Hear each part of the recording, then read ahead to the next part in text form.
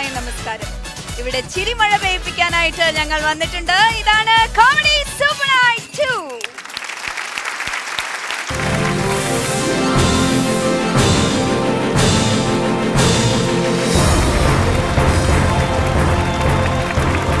നമസ്കാരം.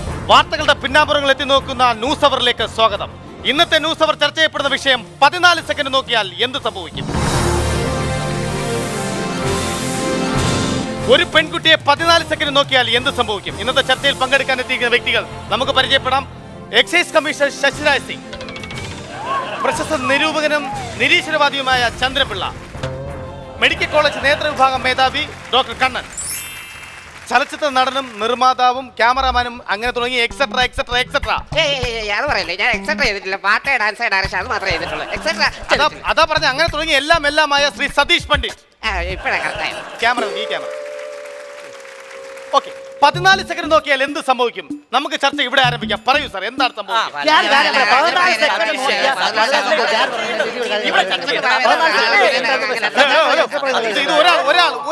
ഒരാൾ പറയൂ. ഇത് ആരെങ്കിലും പറയൂ പ്ലീസ്. സതീഷ്, ഇത് ചന്തയല്ല. തെരുവുപട്ടികൾ നിങ്ങൾ കടികൂടുമ്പോൾ കിടന്ന് സംസാരിച്ചോണ്ടിരിക്കാം. ഈ 14 സെക്കൻഡ് നോക്കിയാൽ എന്ത് സംഭവിക്കും? ശശിരാജ് സിംഗ് സാർ പറയൂ, എന്താണ് സംഭവിക്കുന്നത്? അല്ല ഞാൻ പറയാം. ഇത് ഇവിടെ സാറ് പറയും. അല്ല ഞാൻ സാറ് പറയട്ടെ. 14 സെക്കൻഡ് നോക്കിയാൽ എന്ത് സംഭവിക്കും പറയൂ സാർ. അല്ല ഞാൻ പറയാം.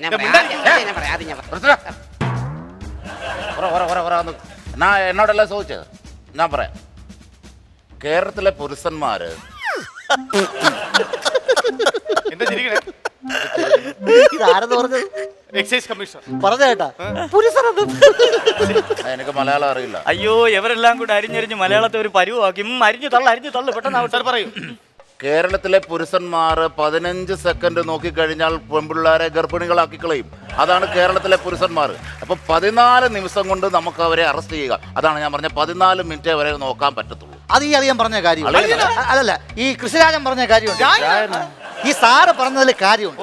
അതായത് ഇതിന്റെ ശാസ്ത്രീയ വശം എന്ന് പറഞ്ഞു കഴിഞ്ഞാൽ, ഒരു പുരുഷൻ ഒരു പെൺകുട്ടിയുടെ കണ്ണിൽ 14 സെക്കൻഡ് നോക്കുമ്പോൾ, അതായത് കണ്ണിന്റെ റെറ്റിനയിൽ ഈ പ്രതിബിംബം തലകീഴായാണ് പതിക്കുന്നത്. അതായത് ഒരു പെൺകുട്ടി നേരെ നിൽക്കുന്ന പെൺകുട്ടിയുടെ പ്രതിബിംബം തലകീഴായി പതിക്കുമ്പോൾ തന്നെ അറിയാലോ സംഭവം കൊടുക്കും. അങ്ങനെ ഇതിന്റെ പ്രതിബിംബം മെഡിലോ ഒബ്ലാങ്കേറ്റ് വഴി മസ്തിഷ്കം വഴി പ്ലീഹയിലെത്തുമ്പോൾ എന്ത് സംഭവിക്കും? മെഡിലോ ഒബ്ലാങ്കേറ്റ് ഉണരും. അവിടെ നമ്മുടെ വികാര ഗ്രന്ഥികൾ ഉത്തേജിപ്പിക്കപ്പെടും. അതായത് എനിക്കും കൃഷിരാജനും അറിയാം, കാരണം നമ്മൾ പണ്ട് ഒരുപാട് നമ്മളിങ്ങനെ ചെയ്തിട്ടുള്ളതാണ്. അതുകൊണ്ട് അതിന്റെ അനുഭവത്തിന്റെ വെളിച്ചത്തിലാണ് പുള്ളി ഈ നിയമം കൊണ്ടുവന്നത്. സത്യം പറഞ്ഞു അനുഭവം അല്ല, നമുക്കൊക്കെ അറിയാവുന്നതല്ലേ. എങ്ങനെ വിദ്യാഭ്യാസം ഉള്ളവരല്ലേ? എടാ, ഞാൻ ഈ സ്കൂളിലോ ഇവിടെ നാട്ടിലല്ലോ പഠിച്ചത്. ഞാൻ ഉത്തർപ്രദേശ് ആ പ്രദേശങ്ങളല്ലോ പഠിച്ചത്. അല്ല, നമ്മൾ വളരെ നല്ല സുഹൃത്തുക്കളാണ് നമ്മള്. എന്ത് സുഹൃത്തുക്കള്? പക്ഷെ ഞാൻ പറയുന്നത് ഈ നിയമം വളരെ മോശമായി പോയി.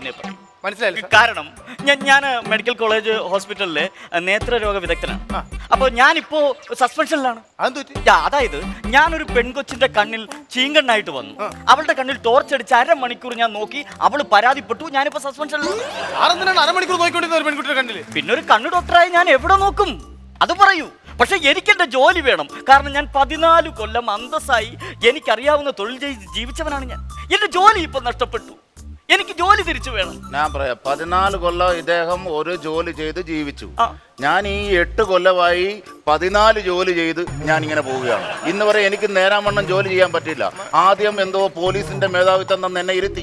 അവിടുന്ന് ആരാണ്ടെ സല്യൂട്ട് ചെയ്യില്ലെന്ന് പറഞ്ഞുകൊണ്ട് KSEBിലേക്ക് ഇട്ടു. അവിടുന്ന് KSRTCയിലോട്ട് ഇട്ടു. ഇപ്പൊ എന്താണ്ട് ഇങ്ങോട്ട് കൊണ്ടിട്ടേക്കുവാണ്. എന്നെ ഓടിച്ചിട്ട് ഇങ്ങനെ തട്ടുകയാണ്. ഇതുവരെ എനിക്ക് ശമ്പളം പോലും കിട്ടിയിട്ടില്ല. ശമ്പളം കിട്ടാത്തെന്ന് പറഞ്ഞാൽ 1 മാസം തികഞ്ഞ് എനിക്ക് ജോലി ചെയ്യാൻ പറ്റിയിട്ടില്ല. 1 മാസം ജോലി ചെയ്താലേ ശമ്പളം കിട്ടുകയുള്ളൂ. അത് നിങ്ങൾ മനസ്സിലാക്കും. പട്ടിണിയാണ്, പട്ടിണി. ശമ്പളം കിട്ടുന്നില്ല. ഇല്ല, കോസ്റ്റ്യൂമൊക്കെ കൊണ്ടല്ല ബാൻഡ് മേളത്തിന് കൂടെ. ഞാൻ പറയുന്നത് ഇത് വളരെ മോശമായി പോയി നിയമം എന്നേ ഞാൻ പറയും. എനിക്കെന്റെ ജോലി തിരിച്ചു കിട്ടണം. നമുക്ക് പണ്ഡിറ്റ് സാർ ഇത് എങ്ങനെ നോക്കിക്കാണോ? 14 സെക്കൻഡ് പെൺകുട്ടിയെ നോക്കിയാൽ എന്ത് സംഭവിക്കും? സാറ് ഒരുപാട് ചിത്രങ്ങളിൽ പെൺകുട്ടികൾ നേരിട്ട് നിറയായിരുന്നു. എങ്ങനെ ഇത് നോക്കിക്കാണുന്നു? ഞാൻ ചിലപ്പോ പല രീതിയിൽ എന്റെ വീക്ഷണം, അതായത് ഞാൻ ചിലപ്പോൾ ഇങ്ങനെ നോക്കും. അത് എൻ്റെ ഒരു രീതി. അത് അല്ല, ഞാൻ ശരിക്കും പറഞ്ഞാൽ അങ്ങനെ നോക്കുന്നത് കുറ്റമെന്നാരാ പറഞ്ഞു. ഞാൻ ശരിക്കും നോക്കുന്നത് ക്യാമറ കണ്ണുവഴിയാണ്. ക്യാമറ കണ്ണുവഴി നോക്കിയിട്ട് ക്യാമറ കണ്ണുവഴിയാണ് നോക്കുന്നത്. എൻ്റെ ഒരു പുതിയ പടം ഞാൻ അടുത്തായിട്ട് ഇറക്കുന്നുണ്ട്. അതിനകത്ത് സ്ത്രീകൾ മാത്രമേ ഉള്ളൂ. പുരുഷന്മാരില്ല. ഒരു പുരുഷന്മാരുമില്ല. സ്ത്രീകൾ മാത്രം ഉൾപ്പെടുത്തി അതേ സിനിമയാണ്. അതാ പൊങ്കാല. എന്ത് പൊങ്കാല? ആറ്റുകാൽ പൊങ്കാല. അതിനകത്ത് പുരുഷന്മാരില്ലല്ലോ, സ്ത്രീകൾ മാത്രമേ ഉള്ളൂ. ഇത് വല്ലാത്ത കളിയാ, സാർ. അല്ല അല്ല ഞാൻ ചോദിക്കാൻ വരികയാണ് അല്ല ഞാൻ സ്ത്രീകൾ മാത്രം വെച്ച് ഞാൻ ഇപ്പോൾ വർക്കുന്നത് നിങ്ങൾ അതിന് കേസ് എടുക്കോ പറ്റോ? നീ വെള്ളം അടിച്ചിട്ടുണ്ടോടാ? ഞാൻ നീ ഊത്ര. ഞാനല്ല ഊത്ത്, നിങ്ങളാ ഊത്ത്. ആ എന്താ ഈ പറയുന്നത് സാർ? പുതിയ പ്രോജക്റ്റ് ഏതാണ് സാർ? പുതിയ നമ്മുടെ വിജയുടെ ഒരു വേട്ടക്കാരൻ എന്ന് പറഞ്ഞ പടമില്ലേ, അത് ഞാൻ മലയാളത്തിൽ ചെയ്യുന്നുണ്ട്. ഞാൻ അഭിനയിക്കുന്നത്. വളരെ സന്തോഷമുള്ള ഒരു വാർത്തയാണ്. വിജയുടെ വേട്ടക്കാരൻ എന്ന സിനിമ ഇദ്ദേഹം മലയാളത്തിലേക്ക് ചെയ്യപ്പെടുന്നു. സാർ, ആ ചിത്രത്തിന്റെ പേരെന്താണ്? അത് സത്യം എന്താണെന്ന് വെച്ചാൽ അതിനകത്ത് ഞാൻ ഇതുവരെ പേര് ഇട്ടിട്ടില്ല. ഒരു പേര് നീയാണോ നായകനായിട്ട് അഭിനയിക്കുന്നത്? അതെ, ഞാൻ. വിജയുടെ വേട്ടക്കാരൻ എന്ന പടം മലയാളത്തിലേക്ക് വരുമ്പോൾ ഇവനെ അഭിനയിക്കുന്നെങ്കിൽ ആ പേര് ഞാൻ പറയാം. എന്നാലും എന്താ പറയാ? വേട്ടാവളിയൻ. വേട്ടാവളി. ആ പേര് തനിക്കറിയായിരുന്നു. ഞാനല്ല വേട്ടാവളി. ചന്ദ്രൻപിള്ള സാറിന് അടുത്ത് വരാം. നിരീശ്വരവാദിയായ ഇദ്ദേഹം 14 സെക്കൻഡ് നോക്കിയാൽ എന്ത് സംഭവിക്കും സാർ ഒന്ന് പറയൂ സാർ. എന്റെ അയ്യപ്പനാണ്. ഒരു നിരീശ്വരവാദി ശബരിമല അയ്യപ്പനെ വിളിച്ചുകൂടാ? എന്റെ അച്ഛന്റെ പേര് അയ്യപ്പൻ, എനിക്ക് എന്റെ അച്ഛന്റെ പേര് വിളിച്ചുകൂടെ? ഈ നിരീശ്വരവാദി ഇന്നലെ അമ്പലത്തിൽ പോയിട്ട് വരുന്നത് ഞാൻ കണ്ടു. എന്റെ ശിവനെ കള്ളം. ശിവൻ വിളിച്ചുകൂടാ? എന്റെ കൊച്ചച്ഛന്റെ പേര് ശിവ, എനിക്ക് എന്റെ കൊച്ചച്ഛനെ വിളിച്ചുകൂടെ? ഇത് പച്ചക്കള്ളം, പരമാർത്ഥ എന്റെ സരസ്വതി അമ്മച്ചി, സരസ്വതി ദേവിയൊക്കെ വിളിക്കുന്നത്. എടാ എന്റെ അമ്മയുടെ പേര് സരസ്വതി. എനിക്ക് ആര്, നീ എന്താ ചൂന്ന് കയറി ചോദിക്കുന്നത്? ഞങ്ങൾ മാധ്യമപ്രവർത്തകർ എന്ത് നീ വെള്ളം അടിച്ചിട്ടുണ്ടോടാ? ആര്? നീ ഊത്ര. നീയാണ് ഊത്ത്. ഇത് ഇവന്റെ കാര്യം. ഓക്കെ, സാറിന്റെ അടുത്തേക്ക് തിരിച്ചു വരാം. സാർ ഫേസ്ബുക്കിൽ ഒരു സ്റ്റാറ്റസ് അപ്ലോഡ് ചെയ്തു. അതായത് ഒരു പരാതിക്ക് വേണ്ടി സാറിന് മൊബൈൽ നമ്പർ നേരിട്ട് കൊടുത്തു. ഈ മൊബൈൽ നമ്പർ വഴി സാറിന് പരാതികൾ കിട്ടിയോ ഇല്ലയോ? ഞാൻ ചെയ്ത ലോക മണ്ടത്തരങ്ങളിൽ ഒന്നാണ് ഫേസ്ബുക്കിൽ എൻ്റെ നമ്പർ കൊടുത്തിട്ട് പരാതികൾ സ്വീകരിക്കാൻ. എന്നിട്ട് ഈ കഴിഞ്ഞ ദിവസം ഒരുത്തൻ എന്നെ വിളിച്ചിട്ട് രാത്രി വിളിച്ചു. അപ്പം ഞാൻ ചോദിച്ചു എന്താണ് പരാതി, പറയൂ. അപ്പോൾ എന്നോട് പറഞ്ഞു എനിക്ക് ഐഡിയയുടെ 50-ൻ്റെയും വഡാഫോണിൻ്റെ 100-ൻ്റെയും ചാർജ് ചെയ്തു തരുമോ സാറിന് ചോദിച്ചു. അത് വളരെ മണ്ടത്തരം പിടിച്ചോളൂ. രാത്രിയിലൊക്കെ വിളിക്കുവാണ്. പിന്നെ കഴിഞ്ഞ ദിവസം ഒരുത്തൻ വിളിച്ചിട്ട് ഒരു 1 മണിയായി കാണും രാത്രി. ഞാൻ ചോദിച്ചു എന്താണ് പരാതി എന്ന് ചോദിച്ചപ്പം ഹലോ ചക്കരക്കുട്ട എന്താ ഇട്ടേക്കുന്നെന്ന്. അവന്റെ പേരെനിക്ക് കിട്ടിയിട്ടുണ്ട്. സാബു പ്ലാങ്കവളെന്ന് അവന്റെ പേര്. അവൻ രാത്രിയിൽ എന്നെ വിളിക്കുന്നത്. അത് തന്നെ അല്ലാതെ ഈയിടെ അവന്മാർ എന്നെ കൂതറക്കൂട്ടം എന്ന് പറഞ്ഞൊരു വാട്സപ്പ് ഗ്രൂപ്പിലേക്ക് എന്നെ ചേർത്തിട്ടുണ്ട്. ആ കൂതറക്കൂട്ടത്തിൽ നിന്ന് ഞാൻ ലെഫ്റ്റ് ആയി പോയി. ഉടനെ തന്നെ ഇക്കിളിക്കൂട്ടത്തിലേക്ക് എന്നെ കൊണ്ടിട്ടു. ഇക്കിളിക്കൂട്ടത്തിലുണ്ടോ? സാറുണ്ടല്ലേ? ആ, അതാണ് ഞാൻ സാറിന്റെ ഫോട്ടോ ഉണ്ട്. ഞാൻ വിചാരിച്ച ചീട്ടിലെ ക്ലാവർ കുലാനായിരിക്കും. സാറിന്റെ ഫോട്ടോ ആയിരുന്നല്ലേ? നീയാണ്ടാ ഊത്ത്. കൊല്ലണം.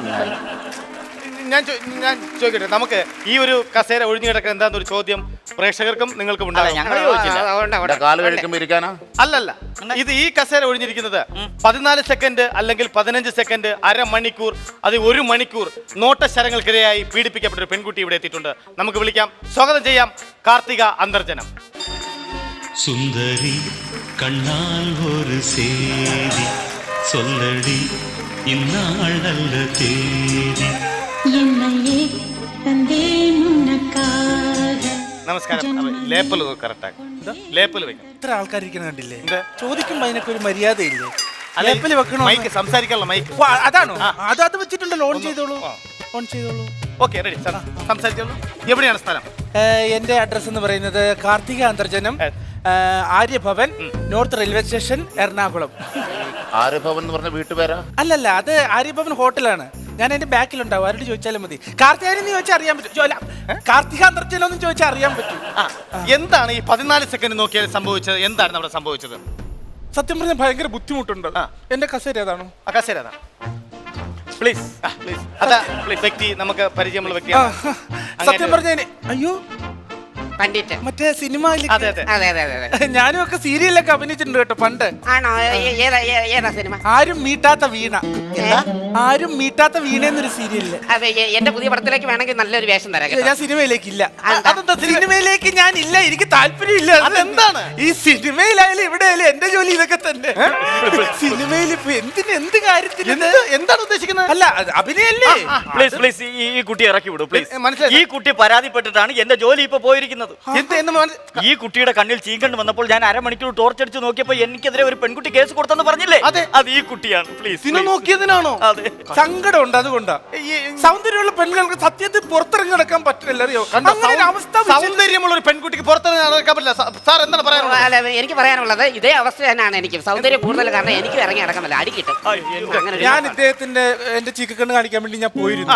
അപ്പൊ ഞാൻ ചെന്നപ്പോഴേ ചോദിച്ചു, ഞാൻ എന്നൊരു 100 രൂപ ചോദിച്ചു. ഞാൻ എന്ത് ചെയ്യും? അയ്യോ, ഞാൻ എന്റെ കൺസൾട്ടിംഗ് ഫീസാണ് ചോദിച്ചത്. എന്നോട് ഇന്നുവരെ ആരും ചോദിച്ചിട്ടില്ല. സാധാരണ എനിക്കാണ് എല്ലാവരും 100 രൂപ തരാറ്. അപ്പൊ എന്നോട് 100 രൂപ ചോദിച്ച് അഹങ്കാരമല്ലേ അത്? അരമണിക്കൂർ നോക്കുകയും ചെയ്തു. അപ്പൊ തന്നെ ഞാൻ കേസ് ഫയൽ ചെയ്തു. ഈ സ്ത്രീകളെ എന്തായിരുന്നു സംഭവം? രാവിലെ നമ്മൾ എങ്ങനെയാണ്? ഈ സത്യം പറഞ്ഞ ഞാൻ അത് പരസ്യമായിട്ട് പറയണം, അല്ലെങ്കിൽ ശരിയാവില്ല. ഞാൻ എല്ലാ ദിവസവും രാവിലെ വീട്ടിൽ നിന്ന് ഒരുങ്ങി റെഡിയായിട്ട് പുറത്ത് പോകുന്ന ഒരാളാണ്. അതെ. അപ്പോൾ ഞാൻ മുല്ലപ്പൂ ഒക്കെ എല്ലാ ദിവസവും വയ്ക്കും. എന്തിനാ മുല്ലപ്പൂ വെക്കുന്നത്? മലയാള തനിമ നിലനിർത്താൻ വേണ്ടിയിട്ടാണ്, yes, yes. അല്ലാതെ വേറൊന്നും വേണ്ടിയിട്ടില്ല.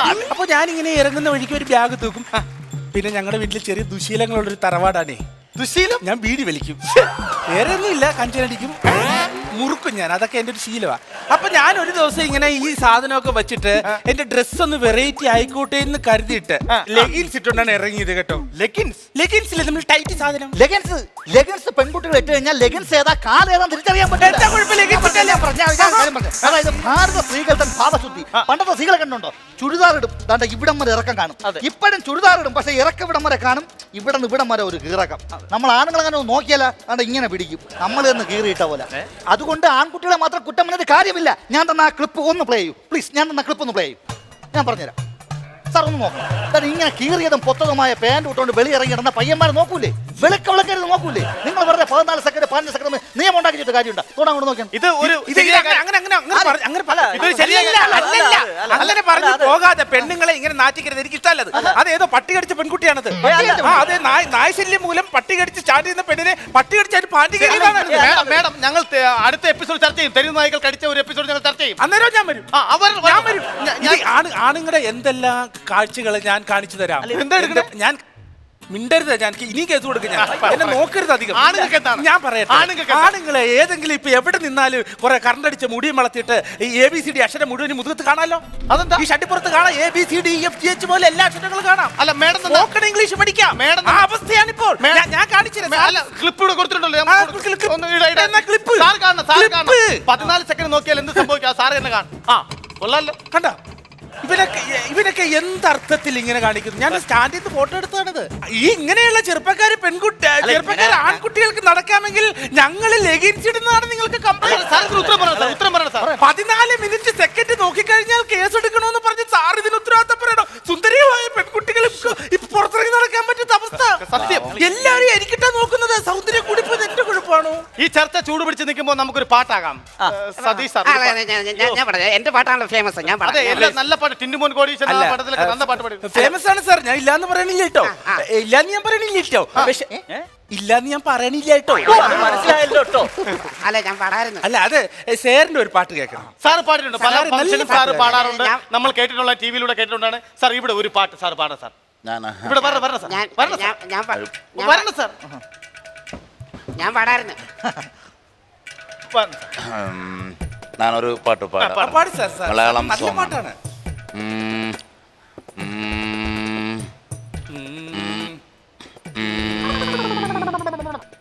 തേന്നുകരാൻ പൂവൊന്നുമല്ല, പൂക്കരിവണ്ടേ.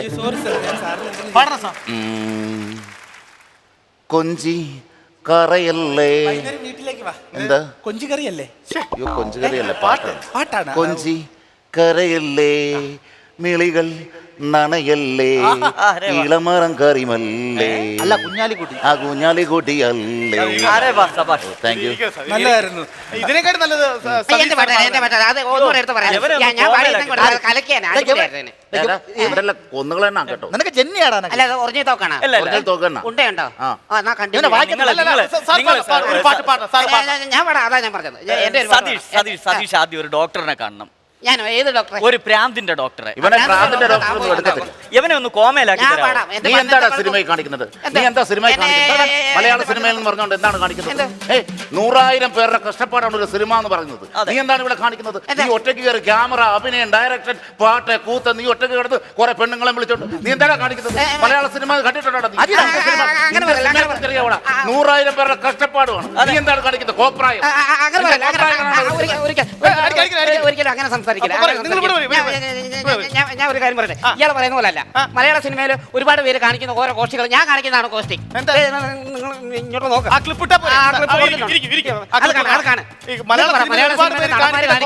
മലയാള സിനിമയിൽ ഒരുപാട് പേര് കാണിക്കുന്ന കോപ്രായം സാർ തന്നിട്ട് ക്ലിപ്പ് നമുക്ക് ഇടാം. സാർ പറയുന്നത് കാണും. സാർ കാണണം. സാർ കാണാം.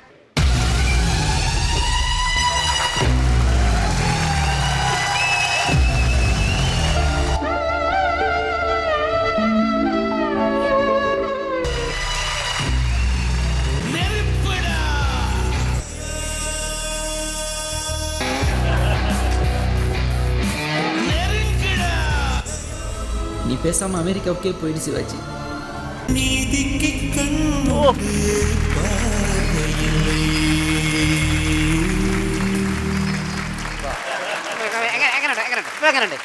അതാ ഞാൻ പറഞ്ഞത്. മിസ്റ്റർ സതീഷ് പണ്ഡിറ്റ്,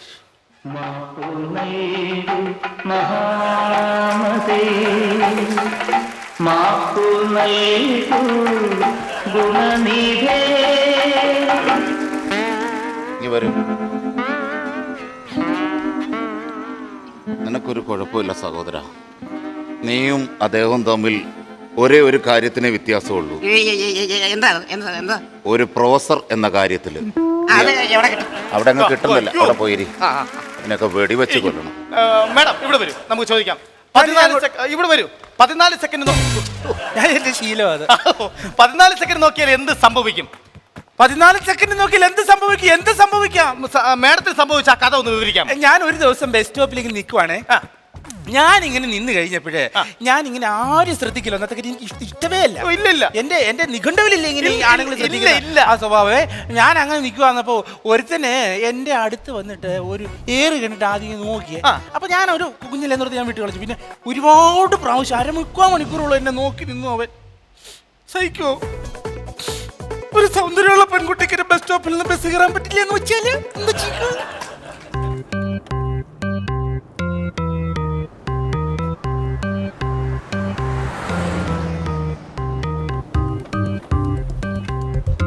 ഹലോ, നാളെ രാവിലെ വിളിക്കേ, നീ ബിസിയാ.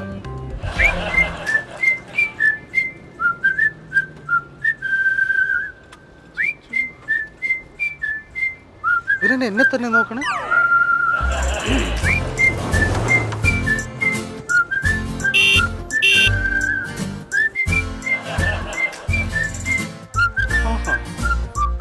നോക്കൂല്ലേ?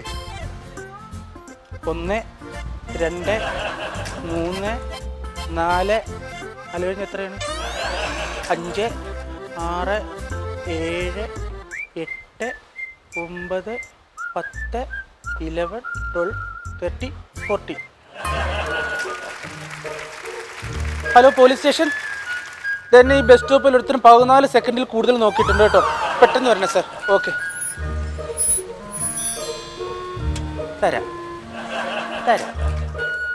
നോക്കിക്കോ, തരാം. എന്തായാലും ഈ സാർ ചെയ്ത നല്ല കാര്യമാണ്. പെൺകുട്ടികളെ നോക്കുന്നവർക്കെതിരെ കേസ് കൊടുക്കണം. മാഡം അവിടെ ഇരിക്കും. 14 എന്ത് ചാട്ടോ ഇത്? ഇതെന്റെ ശീലമാണ്. 14 സെക്കൻഡ് നോക്കിയാൽ എന്ത് സംഭവിക്കും? മാഡത്തെ 14 സെക്കൻഡിൽ 1/2 മണിക്കൂറോളം 3/4 മണിക്കൂറോളം നോക്കിയെന്ന് പറയുന്ന ആ വ്യക്തി ഇവിടെ എത്തിയിട്ടുണ്ട്. നമുക്ക് വിളിക്കാം. എത്തി. വരൂ പ്ലീസ്. ഇവൻ തന്നെ. അതെ, സാർ ഇതാണ് 14 സെക്കൻഡ് ഈ മാഡത്തെ നോക്കിയ വ്യക്തി. ഇവനെതിരെ കേസെടുത്തിട്ടില്ലേ? കേസെടുത്തിട്ടുണ്ട്. എന്താണ് സംഭവിച്ചത്? ഒന്ന് ആ ക്ലാസ് ഒന്ന് വരൂ പ്ലീസ്. എന്റെ പൊന്ന് സാറേ, ഞാൻ ഈ പെണ്ണുപിള്ളേനെ നോക്കിയൊന്നും അല്ലായിരുന്നു. ഞാൻ അവിടെ വീട്ടിൽ പോകാൻ വേണ്ടി ബസ് കാത്ത് നിന്നയാണ്. ഞാൻ ഇവിടെ ഇരിക്കുന്നത്. ഞാൻ സാറിനെ തന്നെ നോക്കി തന്നെ സംസാരിക്കുന്ന. എന്റെ മൂക്കിന്റെ തുമ്പത്ത് പോലും നോക്കാൻ എനിക്ക് നേരം കിട്ടുന്നില്ല. പിന്നെ സാറേ, ഞാൻ എന്റെ വീട്ടിൽ പോകാൻ വേണ്ടി ബസ് കാത്ത് നിന്നാ സാറേ. ഈ പെണ്ണുപിള്ളേനെ ഞാൻ നോക്കിയിട്ട് പോലും ഇല്ല. നോക്കിയില്ലോണ്ട് കാര്യമില്ല. നിയമമാണ്. നിയമത്തിന്റെ വഴിക്ക് പോകും. ഈ പുള്ളിയുടെ കണ്ണ് അങ്ങനെയാണ്. അതെന്റെ വിഷയമല്ല.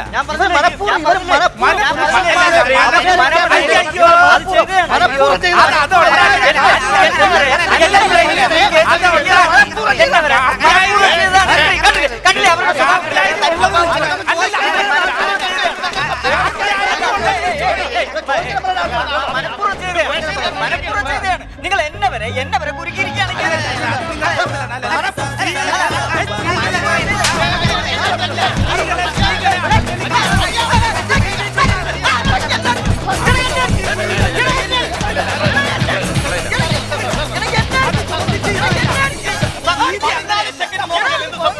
എനിക്കൊരു കാര്യം മനസ്സിലായി. പട്ടിയുടെ വാല് 12 കൊല്ലം കുടലിട്ടാലും അത് വളഞ്ഞു തന്നെ ഇറുക്കുകയുള്ളൂ. ഇതിൽ പട്ടി എന്ന് പറഞ്ഞാൽ കേരളത്തിലെ ജനങ്ങളാണ് പട്ടികൾ. കുടലെന്ന് പറഞ്ഞാൽ ഞാൻ കൊണ്ടുവന്ന വ്യവസ്ഥകളും നിയമങ്ങളുമാണ് കുടലായിട്ട് ഞാൻ കാണുന്നത്.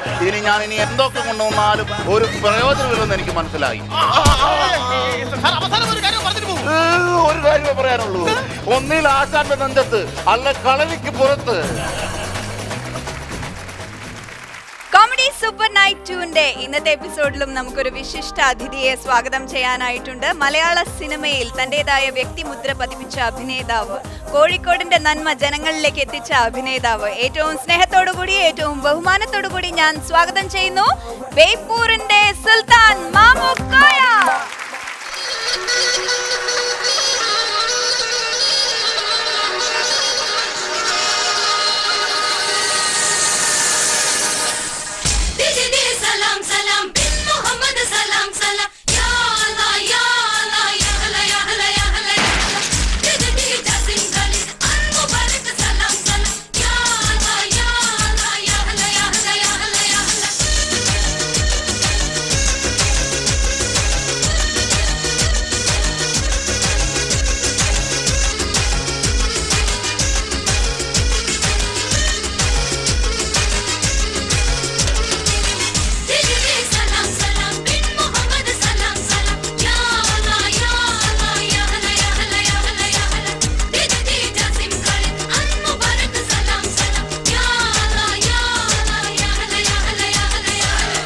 പിന്നെ അത്യാവശ്യം ചില അറിവ് വാക്കുകൾ ഞാൻ ഇപ്പൊ പഠിപ്പിച്ചുതരാം. ഒന്നുമില്ല. അസ്സലാമും അസ്സലാമും അസ്സലാമും അലൈക്കും അലൈക്കും വഅലൈക്കും വഅലൈക്കും അസ്സലാം അസ്സലാം. മതി. ഗഫൂറാണ് പറയണേ. ധൈര്യമായിട്ട് പോ.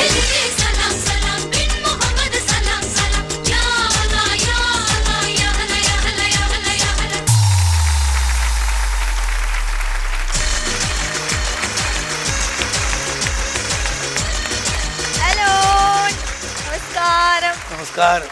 നല്ല സ്മാർട്ടായിട്ട് നല്ല ചുള്ളംകൂട്ടനായിട്ടും മിടുക്കനായിട്ട് നിൽക്കണ്ടല്ലോ മാമുക്ക. ഞാൻ എന്നും ഇങ്ങനെ തന്നെയല്ലേ? ആണല്ലേ? അതെനിക്ക് ചോദിക്കാനുണ്ടായിരുന്നു ഒരു കാര്യം. സ്കൂളിൽ പഠിക്കുമ്പോ നല്ല മിടുക്കനായിരുന്നോ? പിന്നെ അടിപൊളിയായിരുന്നു. ഓ, നല്ല സ്മാർട്ടായിരുന്നു. ശരി, എത്രാമത്തെ റാങ്ക് ഉണ്ടായിരുന്നു ക്ലാസ്സിൽ? അതറിയട്ടെ. റാങ്ക് അതൊന്നും ചോദിച്ചാ കൂടിയപ്പോ അങ്ങനൊന്നും ഉണ്ടായില്ല. റാങ്ക് എന്ന് പറഞ്ഞ സംഭവം ഉണ്ടായിട്ടില്ല. റാങ്ക് ഒന്നും എനിക്കറിയില്ല, ഒന്നും ഉണ്ടായില്ല. ഞാൻ നല്ലതായിട്ട് പഠിച്ചിരുന്നു. ഓക്കെ. അപ്പൊ കോളേജിൽ ഏത് വിഷയം എടുത്തിട്ടാണ് മാമുക്ക പഠിച്ചത്? എവിടെ? കോളേജിലൊന്നും ഞാൻ പോയില്ല. ആവശ്യമില്ലാത്ത ചോദ്യം ചോദിക്കരുത്. എന്നോട് ചോദിക്കേണ്ടേ ചോദിക്കാം. അല്ല, മാമുക്കല്ലേ ഇപ്പൊ പറഞ്ഞ നന്നായിട്ട് പഠിച്ചു. നന്നായിട്ട് പഠിച്ചിട്ടുണ്ട് സ്കൂളിൽ തന്നെ നന്നായിട്ട് പഠിച്ച ആവശ്യത്തിനുള്ള വിവരം കിട്ടിയപ്പോ പിന്നെ എന്തിനും കോളേജിൽ പോണേ? അതൊരു നല്ല കാര്യമാണ്. കോളേജിൽ പോയിട്ട് യാതൊരു കാര്യമില്ല. അത് ശരി. ശരി, അപ്പൊ എനിക്കൊരു രഹസ്യം ചോദിക്കാണ്ട്. എന്താ? സ്കൂളിൽ പഠിക്കുമ്പോ പ്രണയം ഉണ്ടായിരുന്നോ?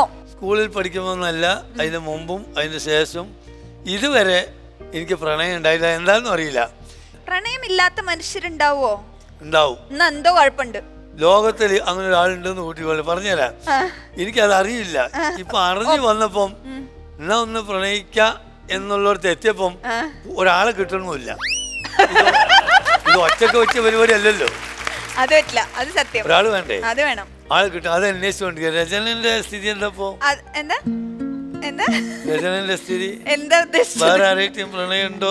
അതോ ഫ്രീ ആണോ? പ്രണയം എന്താന്ന് എനിക്ക് അറിയില്ല. എനിക്കും അറിയില്ല. തുടങ്ങാൻ പറ്റിയ പ്രായം രണ്ടാക്കും.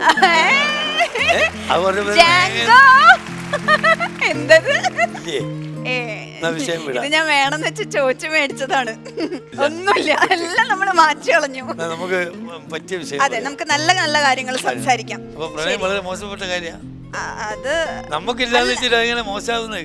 ഓക്കെ, ഇവിടെ ഒരു മുത്തശ്ശി ഇരിക്കണ്ട. ആ മുത്തശ്ശനോട് ചോദിച്ചാലോ എന്ത് പ്രണയിച്ചിട്ടുണ്ടോ? ചേട്ടാ, എന്താ പേര്? പണിക്കർ സാറ്. പണിക്കർ സാറ് പ്രേമിച്ചിട്ടുണ്ടോ? പ്രണയിച്ചിട്ടുണ്ടോ? ഉണ്ട്. ഉണ്ടോ? അതെ. കണ്ടോ, ഇതുപോലെ ആമ്പിള്ളേര്. ആവട്ടെ. അത് ഫെയിലാണോ സക്സസ് ആണോ? ഫെയിലാണ്. ഇതുപോലെ ആമ്പിള്ളേര്.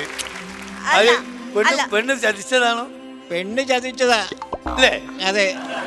എങ്ങനെ വിശ്വസിച്ച് പ്രണയിക്കും? ഞാൻ വലിയ പോയത്തക്കാരനാ. അതെ. വെറുതെ അല്ല എന്നെ കിട്ടാൻ. കോളേജിൽ പഠിച്ചോണ്ടിരുന്നപ്പോ പ്രണയിച്ചു. എന്നെ അവള് ചതിച്ചു. ഇതെങ്ങനെ വിശ്വസിച്ച് പ്രണയിക്കുക? ആര് കണ്ട് ചതിക്കില്ല. പിന്നെ വേറെ നോക്കി പ്രണയിച്ചു.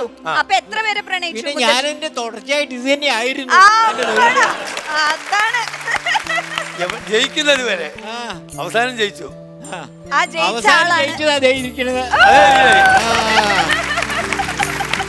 ഇപ്പം മരണം വരെ തുടരുന്നു. അതെ. അത് ഇപ്പൊ മനസ്സിലായില്ലേ? പണിക്കർ സാറ് പറഞ്ഞ സ്ഥിതിക്ക് ഇപ്പോഴും പ്രണയിക്കാം, അങ്ങനെ പ്രായം അതാണ് ഞാൻ പറഞ്ഞേ ഇപ്പൊ ഇവിടെ വെച്ചിട്ട് തുടങ്ങാന്ന്. അപ്പൊ പറഞ്ഞു ഞാനില്ലാന്ന്. അല്ല, എന്നെ ഇങ്ങനെ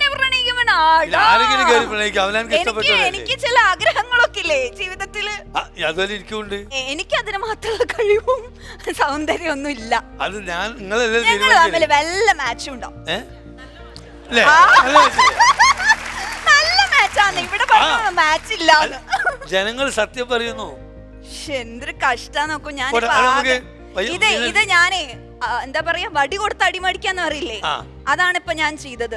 നമുക്ക് നല്ല കാര്യങ്ങൾ സംസാരിക്കാം. കോഴിക്കോട് ഞങ്ങൾക്ക് എല്ലാവർക്കും ഇഷ്ടപ്പെട്ട ഒരു നാട്. കോഴിക്കോട് എന്ന് പറയുമ്പോൾ നമുക്ക് മാമൂക്കേനെ അതുപോലെ പപ്പു സാറിനെ എല്ലാവരും ഓർമ്മ വരും. മാമൂക്ക എന്ന കലാകാരൻ ആദ്യം കലാരംഗത്തേക്ക് ഇറങ്ങിയത് നാടകത്തിലൂടെയാണ്. ആദ്യമായിട്ട് ചെയ്ത നാടകം. അയ്യോ, അതിനങ്ങനെ പേരൊന്നുമില്ല. നമ്മള് സ്കൂൾ പഠിക്കുന്ന കാലത്ത് കുട്ടികളെല്ലാം കൂടി തട്ടിക്കൂട്ടി ഉണ്ടാക്കുന്ന ഒരു സ്റ്റേജ് പരിപാടിയാണ്. അന്ന് പഠിച്ച നാടകത്തിൽ ഏതെങ്കിലും ഒരു ഡയലോഗ് മാമൂക്കയുടെ മനസ്സിൽ ഓർമ്മ നിൽക്കുന്നുണ്ടോ? എത്രയോ നാടകത്തിലുണ്ട്. നാടകത്തിന് സിനിമന്റെ കാര്യം പ്രത്യേക കയ്യടി വാങ്ങുന്ന ഡയലോഗ് ഒന്നും ഉണ്ടാവില്ല, അങ്ങനെ സ്പെഷ്യലി ഇല്ല. പക്ഷെ മാമൂക്കയുടെ ഒരു ഡയലോഗ് ഭയങ്കര ഹിറ്റ് അല്ലേ? നാടകത്തിലല്ല, സിനിമയിൽ ഇഷ്ടം പോലെ ഡയലോഗ്. പക്ഷെ ഇങ്ങനെ എല്ലാവരും എന്നും ഓർത്തു വെക്കുന്നത് ഓരോ പടങ്ങളില് ഓരോ ഡയലോഗ് ഓരോരുത്തർക്ക് ഇഷ്ടം. ചിലർക്ക് റാംജി റാവുലെ ഡയലോഗ്, ചിലർക്ക് നാടോടിക്കാറ്റ്, ചിലർക്ക് ഹിസൈനസ് അബ്ദുള്ള. എനിക്കിഷ്ടം നാടോടിക്കാറ്റില്ല. എനിക്ക് ദുബായിക്ക് പോകണമെന്ന് എനിക്കൊരു ആഗ്രഹം. ഒരാൾക്ക് ദുബായിക്ക് പോവാനായിട്ട് അല്ലെങ്കിൽ അറബി നാട്ടിലേക്ക് പോവാനായിട്ട് വേണ്ട യോഗ്യത എന്താന്ന് മാമൂക്ക പറഞ്ഞു. ഉദാഹരണം പറഞ്ഞതോ സ്വന്തം ആഗ്രഹം പറഞ്ഞു? എന്റെ ആഗ്രഹമാണ്, എനിക്കിപ്പോ ദുബായ് പോണം അല്ലെങ്കിൽ ഏതെങ്കിലും ഒരു അറബിയുടെ നാട്ടിലേക്ക് പോണം. അറബിന്റെ നാട്ടിൽ പോയാലും ഇവിടുത്തെ പ്രണയവും പ്രേമൊന്നും ഉണ്ടാവില്ല. എന്റെ ഈശ്വരൻ, എനിക്ക് പ്രണയം ഇല്ല. അല്ല, അത് അതിനൊന്നും അറബിക്ക് നേരെ ഉണ്ടാവില്ല, നേർക്ക് നേരെ. പ്രണയിച്ച് തോണ്ടി പിന്നാലെ നടന്ന് 6 മാസം കഴിഞ്ഞ് അതിന് അറബി കാത്തുക്കല്ലോ, ഓരോ കിട്ടൂല. അതിനൊന്നും എനിക്ക് പ്രണയിക്കൊന്നും വേണ്ട, എനിക്ക് ചുമ്മാ അവിടെ പോയിട്ട് ഒന്ന് കറങ്ങി നടക്കാം. ഭാഷ അറിയാനൊന്നുമില്ല. അവിടെ ചെല്ലുമ്പോ ഞാൻ പലരും കയറ്റി വിട്ട് പഠിപ്പിച്ചു കൊടുത്തൊന്നും കേട്ടില്ലേ? അസ്സലാമു അലൈക്കും. അസ്സലാമു അലൈക്കും. ഇതാരും ഇങ്ങോട്ട് പറഞ്ഞാൽ തിരിച്ച് അങ്ങോട്ട് വലൈക്കും സലാം. ഇത്രേ ഉള്ളൂ, ഇത് മതി. അത് മാത്രം പഠിച്ചാൽ അപ്പൊ ഞാൻ യോഗ്യതയായി. വേറൊരു ഡയലോഗും കൂടി ഭയങ്കര ഇഷ്ടമാണ്. ബാലസ്നല്ല, ബാൽസ്ന. ബാൽസ്ന കൊച്ചു കള്ള. കൊച്ചു കള്ള. നീ എവിടെ ഉണ്ടെങ്കിലും ഞാൻ കണ്ടുപിടിക്കും. ഹിസൈനസ് അബ്ദുള്ളയിൽ ഇതുപോലെ ഒരു കിടുക്കൻ ഡയലോഗ് ഉണ്ട്.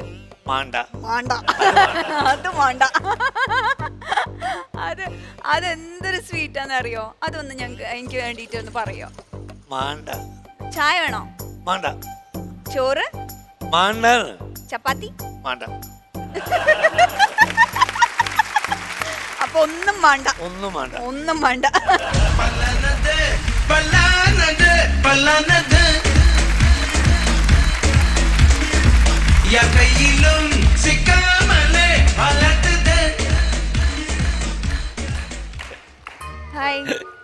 നമ്മൾ ആരാ? ദന്ത ഡോക്ടറാണ്. നമ്മൾ ആരാന്ന് ചോദിച്ചപ്പോ തന്ത ഡോക്ടറാണ്. നിങ്ങൾ ആരാണെന്നാ ചോദിച്ചേ? അതല്ല, ഞാൻ പറഞ്ഞ ദന്ത ഡോക്ടറാണ്, ഡെന്റിസ്റ്റ്.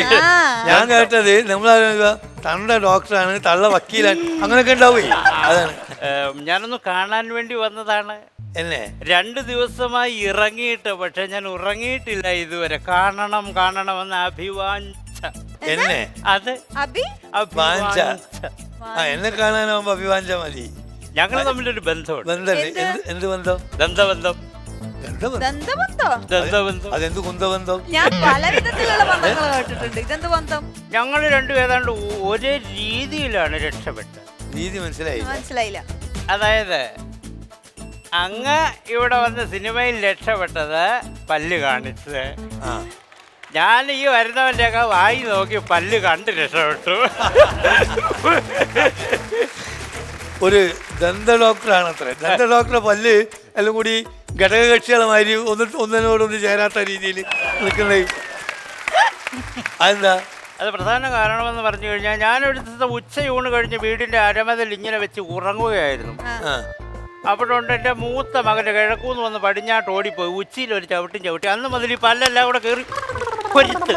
ഇന്നത്തെ രീതിയിൽ ഇപ്പം ലേറ്റസ്റ്റ് ടെക്നോളജി ഒക്കെ വന്നതോടുകൂടി ഭയങ്കര ടെക്നോളജി ആ വന്നിട്ടുണ്ട്. പുതിയ ആധുനിക ഉപകരണങ്ങളൊക്കെ വെച്ചിട്ട് വേദന ഇല്ലാതെ പല്ലെടുത്ത് കൊടുക്കാൻ പറ്റും അല്ലേ? അതെ അതെ. അല്ല ഈ പിന്നെ ഞാൻ ഈ പോളിടെക്നിക്കിലൊന്നും പഠിക്കാത്തത് കൊണ്ട് ഈ യന്ത്രങ്ങളുടെ പ്രവർത്തന രീതിയെ പറ്റി എനിക്ക് അറിയില്ല. അതാണ് എത്രയോ ആളുകൾക്ക് പല്ല് വെച്ചു കൊടുക്കുന്നു, പല്ലെടുത്ത് മാറ്റുന്നു. അവനവന്റെ 2 പല്ല് മുന്നിൽ പോയിട്ട് അത് വെക്കാൻ ഒരു ഇതില്ലേ? പണ്ട് പറയും ആശാരിമാര് നല്ല കസാലയിൽ ഇരിക്കൂല എന്ന് പറയും പോലെ. അല്ല, അതിന് മറ്റൊരു കാരണമുണ്ട്. വൈഫിന് തലവേദന വന്നപ്പോ എടുത്തതാ പല്ല്. വൈഫിന് തലവേദന വന്ന ഭർത്താവിന്റെ പല്ലെടുക്കല് ഇത് ആദ്യമായിട്ട് കേൾക്കുക. ഞാനൊന്ന് പറഞ്ഞോട്ടെ. ഞാൻ രാവിലെ ക്ലിനിക്കിലേക്ക് ഇങ്ങനെ ഇറങ്ങി പോകുന്ന സമയത്ത് അവൾ പറഞ്ഞു തലവേദന എടുക്കുന്നു, ഗുളിക മേടിച്ചുകൊണ്ട് വരണമെന്ന് പറഞ്ഞു. ഈ തിരക്കിനിടയ്ക്ക് ഞാനതങ്ങ് വിട്ടുപോയി. അങ്ങനെ വിട്ടുപോയിട്ട് വൈകുന്നേരം വീട്ടിലോട്ട് കയറി വന്നപ്പോഴുണ്ട് ആ ഗുളിക വാങ്ങിയോ? ഇല്ല. ചെറിയൊരു വെട്ടോത്തി എടുത്ത് എന്റെ മാടി തിടിച്ചിട്ട് 2 പല്ലങ്ങ് പോയി. അല്ല, ഇപ്പൊ ഇവിടെ വന്നതിന്റെ ഉദ്ദേശം എന്താണ് സാർ? ഞാനിപ്പോ പഴയതുപോലെ വർക്കില്ല എന്നത് ഒരു ശാശ്വത സത്യമായി പരിണമിക്കുന്നു. ഒന്ന് കാണാൻ വന്നതാണ്. അതെന്നെ മറ്റേ എന്നെ കണ്ടിട്ട് കാര്യമില്ല. എന്റെ നാട്ടിൽ തന്നെ കുറെ ഡെന്റിസ്റ്റുകളുണ്ട്. അതല്ല, ഗുരുവുണ്ടോ? ഗുരു ഇല്ല, 4 ശിഷ്യന്മാരുണ്ട്. അയ്യോ, ഗുരുവല്ല. ഞാൻ ഉരു ഉരു ഉരു എന്നാണ് ഈ ഉരുവിടുന്നത്. ഉരു കടലിൽ പോണേ. എന്താ പരിപാടി? എനിക്ക് പ്രേഷ്യ പോണം. പ്രേഷ്യ മനസ്സിലായോ? ഗ്ലഫ് എവിടെ പോലും പറഞ്ഞേ പറഞ്ഞാ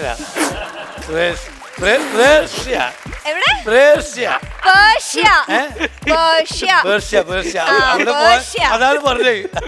ഇപ്പൊ മനസ്സിലായോ ഞങ്ങൾ തമ്മിലൊരു ബന്ധമുണ്ട്. അല്ല, ഒരു പക്ഷേ ഞാൻ അങ്ങയുടെ കാല് പിടിച്ച് പറയുന്നു, എന്നെ അങ്ങനെ ഒരു പക്ഷേ ഗ്ലഫിലേക്ക് വിടുകയാണ്. ക്ലബിലോ? ഗ്ലഫ് മനസ്സിലായി. ഗ്ലഫ് ഗ്ലഫ് അല്ല, ഈ പല്ല് വെച്ചിട്ട് ഗ്ലഫ് തന്നെ ഗൾഫാന്ന് എല്ലാവർക്കും മനസ്സിലാക്കാം. വല്ലതും അവിടെ പോയാൽ വിവരമുണ്ടോ? അറബി ഭാഷ അറിയോ? പറഞ്ഞു തരുമല്ലോ എനിക്ക്. എല്ലാരും ഉള്ളിലിരിപ്പ് തന്നെ എന്തെങ്കിലുമൊക്കെ പഠിച്ച് രക്ഷപ്പെടാൻ. അതൊക്കെ പറഞ്ഞ് ഞാൻ തരാം, ഞാൻ കയറ്റി തരാം. അപ്പൊ കയറിയത് വെച്ചോളൂ, അടുത്തൊരു ദിവസം നമുക്ക് ശരിയാക്കാം. തീർച്ചയായിട്ടും. അല്ല, കയറുന്നതിന് മുൻപ് ക്ലിനിക്കിലോട്ടൊന്ന് വന്നു കഴിഞ്ഞാൽ ഈ ദന്തങ്ങളൊക്കെ ഞാനൊന്ന് റെഡിയാക്കി തരാം. 5 പൈസ തരണ്ട. എന്റെ അതെ, ആരാന്റെ പല്ല് നന്നാക്കണേലും ഭേദം ക്ലിനിക്ക് പോയി അവനവന്റെ പല്ലൊന്ന് ശരിയാക്കിയിട്ട് മതി ബാക്കി കാര്യം. അല്ലെങ്കിൽ കേട്ടോ, നന്നായിട്ട് നിരാശയായി. ഇല്ല, കുഴപ്പമില്ല. നിരാശയല്ല. എല്ലാം ശരിയാക്കിട്ട് തിരിച്ചു വരുമ്പോ മാമുക്കെല്ലാം സിനിമയിലൊക്കെ അതെ ഞാൻ റെഡിയാക്കി.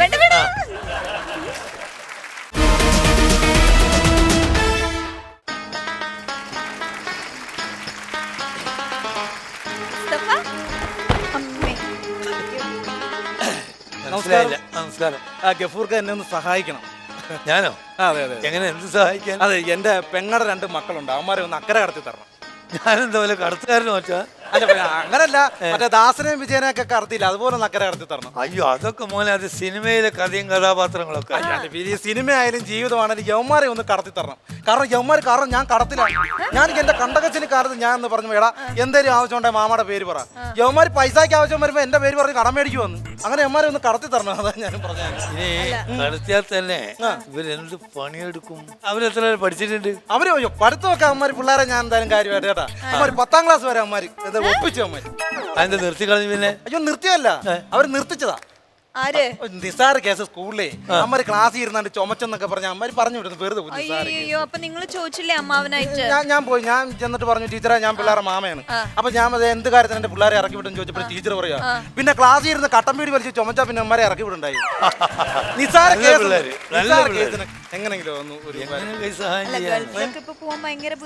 ഇവിടെ പഴയ മാതിരി ഒന്നുമല്ല. പിന്നെ ഇപ്പൊ ഗൾഫിലേക്കൊക്കെ പോകുന്നതാണ് കുറച്ച് പ്രയാസമുള്ള കാര്യമാണ്. അയ്യോ, ഞാൻ പോയിട്ടുണ്ട് സത്യത്തില്. ഞാൻ ആക്ച്വലി ഞാൻ പട്ടാളത്തിലായിരുന്നല്ലോ. അപ്പൊ അത് കഴിഞ്ഞ് ഞാൻ കുറച്ചാണ് ഞാൻ ഗൾഫിലുണ്ടായിരുന്നു. ഞാൻ ഗൾഫിൽ എവിടെ? UAE-ലായിരുന്നു. UAE-ൽ എവിടെ? അത് അവിടെ പിന്നെ ഇവിടെ റാസൽ ഖൈമയിൽ. ഞാനും അവിടെ വർക്ക് ചെയ്തിട്ടുണ്ട്. ആണോ? അയ്യോ, പക്ഷെ ഞാൻ കണ്ടിട്ടില്ല. ഞാനും കണ്ടിട്ടില്ല. സാറില്ല. നന്നായി. അപ്പൊ ഞാൻ അവിടെ നമ്മൾ കാണാൻ ദൈവം കാത്തു.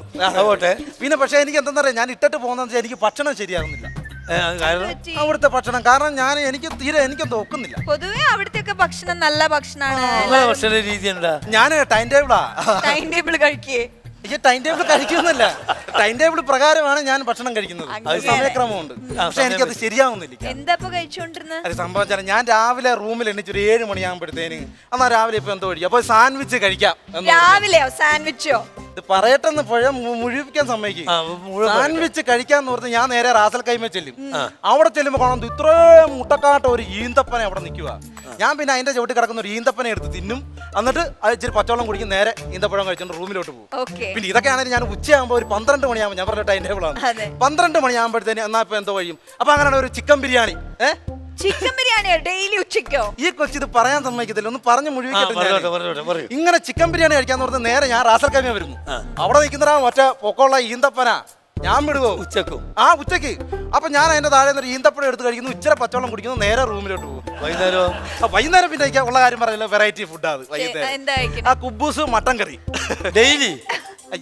ഡെയിലി കഴിക്കണമെന്നല്ലേ മനുഷ്യന്റെ ആഗ്രഹം. അങ്ങനെ നേരെ ഞാൻ ഈ റാസൽ കൈമ ചെല്ലുന്നേ. അവിടെ ചെല്ലുമ്പോ മറ്റവൻ അവിടെ നിൽക്കുക ഈന്തപ്പന. അതിന്റെ അവിടെ ഞാൻ ഈന്തപ്പഴം എടുത്ത് കഴിക്കുന്നു. ഇച്ചിരി പച്ചവെള്ളം കുടിക്കുന്നു. നേരെ റൂമിലോട്ട് പോകും. ദൈവം കാത്തു. ആ ഈന്തപ്പന അവിടെ ഇല്ലായിരുന്നെങ്കിൽ ഇയാൾ എന്നോ ചത്തേനെ. അത് തന്നെ സംഭവിച്ചത്. അത് തന്നെ. ആ ഈന്തപ്പന ഒരു അറബ് വെട്ടി എന്റെ ജീവിതം അങ്ങനെ മുട്ടി. ഞാൻ നേരെ പെട്ടിയും ബാക്കിയത് നാട്ടിലോട്ട് ഒറ്റ പോകും. അങ്ങനെ ഞാൻ വന്നാ അപ്പൊ എങ്ങനെയും ഒന്ന് ആ പിള്ളേരെ ഒന്ന് കരകയറ്റി.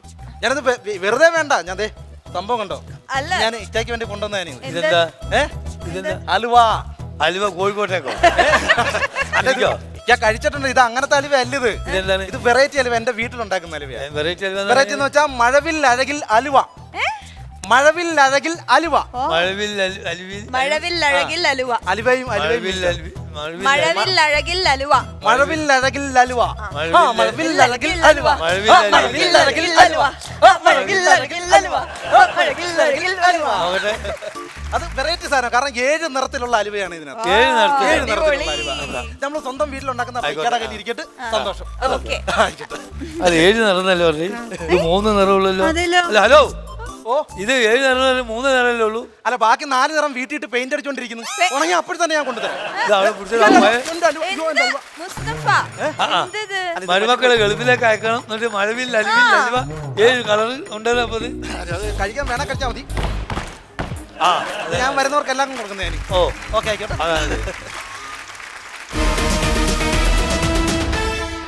അപ്പൊ ഒരുപാട് സിനിമകൾ ചെയ്തുകൊണ്ടിരിക്കുന്ന മാമുക്കയ്ക്ക് ഇനിയും നല്ല നല്ല വേഷങ്ങൾ, നല്ല നല്ല സിനിമകൾ ചെയ്യാൻ സാധിക്കട്ടെ എന്ന് നമ്മൾ ഈ വേദിയിൽ വെച്ചിട്ട് ആത്മാർത്ഥമായിട്ട് പ്രാർത്ഥിക്കുകയാണ്. നല്ല ഒരു എക്സ്പീരിയൻസ്ഡ് ആർട്ടിസ്റ്റ് എന്നുള്ള നിലയ്ക്ക് നമ്മുടെ പ്രേക്ഷകരോട് എന്താണ് പറയാനുള്ളത് മാമുക്കയ്ക്ക്? പ്രേക്ഷകരോടൊന്നും പറയാനില്ല. നമ്മൾ അഭിനയിക്കുന്ന സിനിമ കാണുക, പ്രോത്സാഹിപ്പിക്കുക. ഇതല്ലാതെ കാണരുതെന്ന് മറച്ചു പറയാൻ പറ്റുമല്ലോ. എന്നും നമ്മൾ മരിക്കുന്നവരെ ആനന്ദവും സന്തോഷവും സമാധാനം മനസ്സിലുണ്ടാവുക അല്ലേ? അതുണ്ടാവട്ടെ എന്ന് പ്രാർത്ഥിക്കുക. എത്രയൊക്കെ മൂവീസിൽ അഭിനയിച്ചാലും ഇവരൊക്കെ എന്നും ഡൗൺ ടു എർത്ത് എന്ന് പറയുന്ന, എന്നും എന്താ പറയുക, സാധാരണക്കാരായിട്ട് നിൽക്കുന്ന വ്യക്തികളാണ്. അതിന് തീർച്ചയായിട്ടും ഞാൻ എൻ്റെ പ്രണാമം പറയാണ്. രചന നടി മാത്രമല്ല, അറിയാലോ, നടത്തുകയാണ് ഒരു സർവകലാ വല്ലഭ. അയ്യോ മതി, ഇപ്പൊ എനിക്ക് പ്രണയമായി. ഇതാണ് കാര്യം. ഇത്രേ ഉള്ളൂ. ഓരോരുത്തർക്കും ഓരോ മരുന്നുണ്ട്. അത് കൊടുത്താൽ ആരും വരും. മനസ്സിലായോ ചേട്ടാ? അതന്ന് മനസ്സിലായില്ല. അതാണ് ഒരുപാട് ട്രൈ ചെയ്തിട്ട് വന്നത്. വേറൊന്നും കൊണ്ടല്ല, ഇത്രയും എന്നെ പുകഴ്ത്തി പറയുന്നു ഞാൻ വിചാരിച്ചില്ല. അതെ, ഒരു പെണ്ണിന് വേണ്ടെന്ന് വെച്ചാൽ ഓലൊന്ന് പൊക്കി അടിച്ചു കൊടുത്താൽ മതി. സത്യം. അപ്പം വീഴും. അല്ല, അത് സത്യമായിട്ടുള്ള കാര്യമാണ്. ഏതൊരാൾക്കും നമ്മളെ അപ്രീഷിയേറ്റ് ചെയ്യാന്ന് പറയുമ്പോ അതൊരു സന്തോഷം, മനസ്സുഖം. പെണ്ണുങ്ങളെ കാര്യം തന്നെ, നമ്മളെ ഈ ഹോട്ടലിലെ ഈ ഉപ്പ് പാത്രല്ലേ, അതുപോലെ ചിലപ്പോ എത്ര കൊടുത്താലും വീഴില്ല. ചിലപ്പോ ഒറ്റ കൊടുത്താൽ ഒന്നായിട്ട് അടുത്ത് വീഴും. അതുപോലെയാണിത്. സൂപ്പർ, അടിപൊളി, തകർത്തു. അപ്പൊ നമ്മൾ ഏകദേശം ഇന്നത്തെ ഷോ വൈൻഡ് അപ്പ് ചെയ്യാനുള്ള സമയമായിട്ടുണ്ട്. ഇനിയും നല്ല നല്ല എപ്പിസോഡുകളുമായി, നല്ല നല്ല ഗസ്റ്റുകളുമായിട്ട് ഞങ്ങൾ വീണ്ടും വരും എന്ന് വാഗ്ദാനം ചെയ്തുകൊണ്ട് ഇത് കോമഡി സൂപ്പർ നൈറ്റ് 2